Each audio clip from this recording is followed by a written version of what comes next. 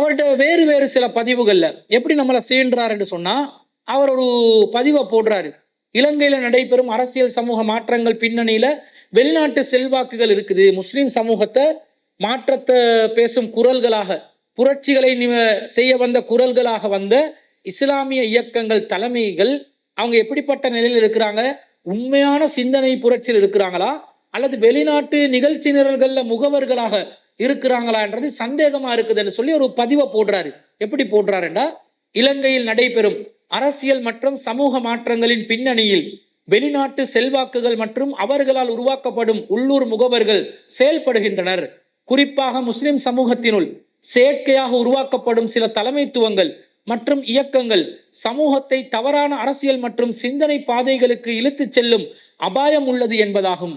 இந்த இடைவெளியிலே பல்வேறு சக்திகளால் பயன்படுத்தப்பட்ட முஸ்லிம் முகவர்களும் அதே சக்திகளின் தேவைக்கேற்ப மீண்டும் மீண்டும் கையாளப்படுவது, இயக்கப்படுவதும் கண்கூடாக காணப்படுகிறது.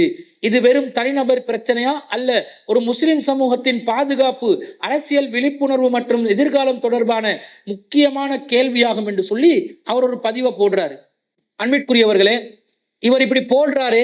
இலங்கையில நடைபெறும் அரசியல் மற்றும் சமூக மாற்றங்களோட பின்னணியில வெளிநாட்டு செல்வாக்குகள் தலையிடக்கூடாது என்று சொல்கிறாரே, இந்த கருத்துல தான் நாங்கள் இருக்கிறோம்.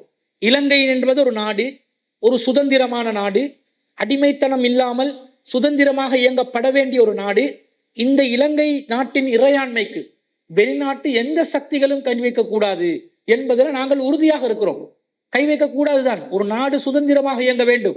என்ன பெரிய வல்லரசு நாடாக இருந்தாலும் ஒரு நாட்டின் இறையாண்மைக்கு தலையிடக்கூடிய நிலை ஏற்பட்டால் அந்த நாட்டின் சுயாதீனம் இழந்து, அந்த நாட்டின் கட்டுப்பாடுகளை இழந்து, அந்த நாட்டை அப்படியே வீழ்ச்சி பாதையை நோக்கி சென்றுவிடும். இந்த கருத்துல தான் நாங்களும் இருக்கிறோம்.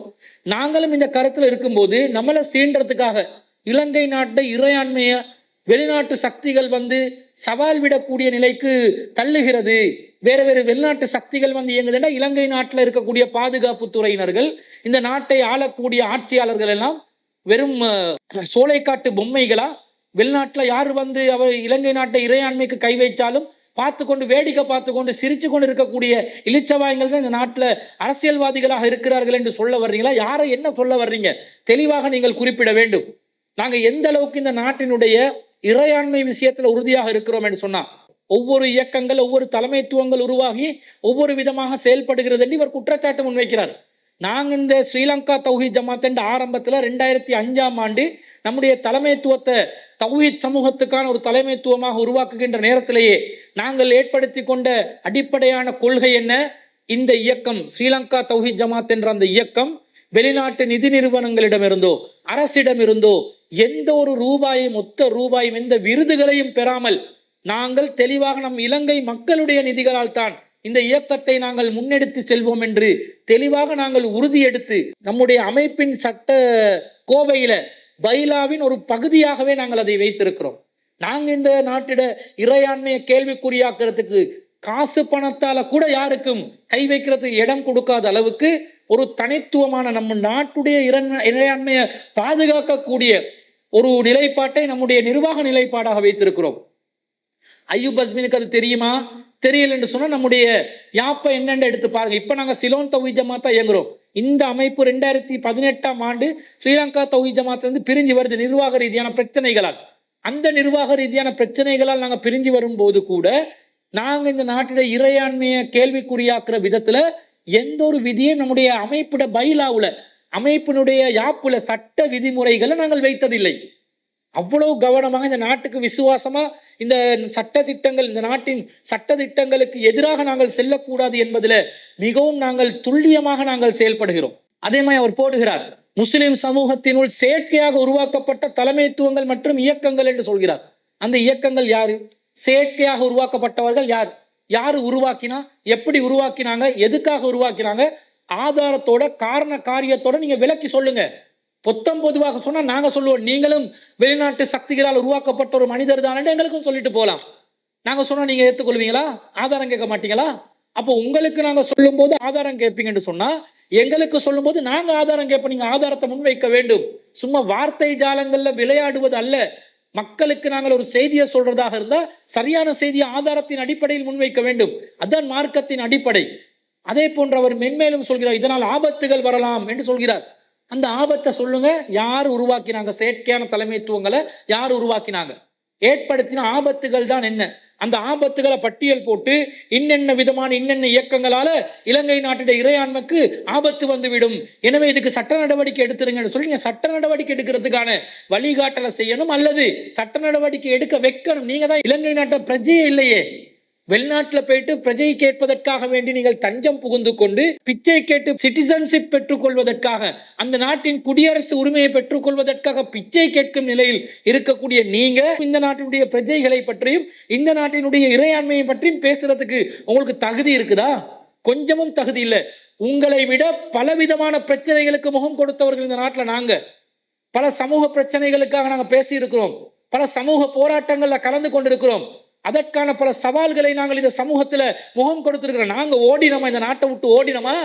பயந்து ஒதுங்கினோமா? இந்த நாட்டில் நமக்கு எதிராக தீய சக்திகள் செயல்படுகிறார்கள் என்பது தெளிவாக சர்வதேச ஊடகங்கள் வெளிப்படுத்தி இருக்கும் நேரத்தில் கூட இந்த நாட்டை விட்டு ஓடல நாங்க. R. Abdul Razik, a founder of the local Muslim group Tawheed Jamaat, says the BBS is targeting him. And for Razik, the group's seemingly unfettered rise is testing his faith in the government. Ultimately, if we cannot get any solutions from this government, and we will have to look for the foreign helps to protect the minorities and survivals of our community. வெளிநாட்டு அசைலங்களுக்காக வேண்டி நாங்க எந்த ஒரு ரிக்வெஸ்டும் பண்ணல. இந்த நாட்டிலே தான் இன்னும் சுதந்திரமாக நாங்கள் நடமாடிக்கொண்டு இருக்கிறோம் என்று சொன்னா நீங்க எங்களுக்கு பேசலாமா? பேசுறதுக்கு கிஞ்சிற்றும் அருகதை இல்லாதவர்களாக நீங்கள் இருக்கிறீர்கள். இப்ப நாங்க எப்படி சிந்திச்சோம் வேண்டா, நீங்க சொல்ற இந்த தலைமைத்துவம் ஜமாத்தே இஸ்லாமியாக இருக்குமோ? நீங்க எந்த மதரசால படிச்சீங்களோ அந்த இஸ்லாஹியா மதரசாவாக இருக்குமோ? ஏண்டா இலங்கை நாட்டிட இறையாண்மைக்கு பாதிப்பு ஏற்படுத்தக்கூடிய தௌஹீத் என்ற பெயர்ல விரல் விட்டு எண்ணக்கூடிய ஒரு சிலரும், அதே போன்று பலர் ஜமாத் இஸ்லாமியை சேர்ந்தவர்களாக இருந்தார்களே, ஈஸ்டர் குண்டு தாக்குதலில் சம்பந்தப்பட்டவர்களாக பல இளைஞர்கள் ஜமாத் இஸ்லாம் சிந்தனையில் இருப்பவர்களாக இருந்தார்களே, அதே போன்று இந்த நாட்டில் இஸ்லாமிய ஆட்சியை உருவாக்கணும் என்ற அந்த சிந்தனையை இன்று வரைக்கும் ஜமாத்தே இஸ்லாமி என்ற அமைப்பினூடாக மக்கள் மத்தியிலே முன்வைக்கப்பட்டு கொண்டிருக்கிறதே. இந்த கருத்தில் வளர்ந்தவர் நீங்கள், இந்த கருத்தில் பயிற்சி பெற்றவர் நீங்கள், இந்த கருத்தில் மக்களுக்கு பிரச்சாரம் செய்தவர் நீங்கள். நீங்க இறையாண்மையை பத்தி பேசிக்கொண்டு இருக்கிறீங்களா? நாட்டில் இஸ்லாமிய ஹிலாபத் உருவாகினால்தான் பௌத்த நாட்டில் வாழ முடியும் என்ற அந்த வழிகட்ட சிந்தனையில் இருந்து கொண்டு, ஒரு நாட்டில் எப்படியாவது ஆட்சியை உருவாக்குறதுக்கு போராடணும் என்ற சிந்தனையில் இருந்து கொண்டு, அந்த சிந்தனைக்கு நீங்கள் கூஜா தூக்கி அந்த சிந்தனையை போஷித்து வளர்த்து அதை பரப்பி அதனுடைய ஒரு மாணவராக இருந்து பிறகு அதை பிரச்சாரம் செய்யும் ஒரு தலைவனாக மாறி ஒரு பொறுப்பாளராக மாறி இருக்கக்கூடிய நீங்கள் ஆபத்துகளை பத்தி பேசுறீங்களா? வேடிக்கையாக இல்லையா இது?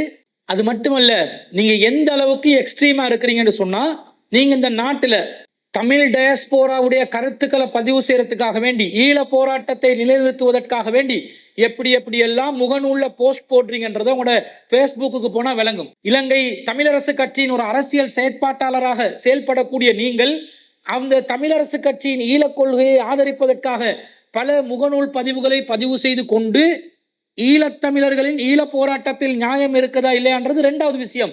அது பேச வேண்டியது, அரசியல் தீர்வை நோக்கி நகர வேண்டிய ஒரு இடம் இருக்கிறது, நாம் அதை மறுக்கவில்லை. அதற்கான நியாயமான விஷயங்கள் பேசப்பட வேண்டும். ஆனால் அந்த ஈழ போராட்டத்தின் போராட்டம் என்பது சரியானதா? ஒரு நாட்டுக்கு எதிராக ஆயுதம் ஏந்திய குழுக்களாக செயல்பட்டவர்களுக்கு கூஜா தூக்கி கொண்டு அவர்களுடைய அந்த செயல்பாட்டை ஆதரித்து கொண்டு பதிவு போடக்கூடிய நீங்கள் இறையாண்மை பற்றி பேசுவதுதான் மிகப்பெரிய ஒரு கேலி கூத்தாக இருப்பதை பார்க்கிறோம்.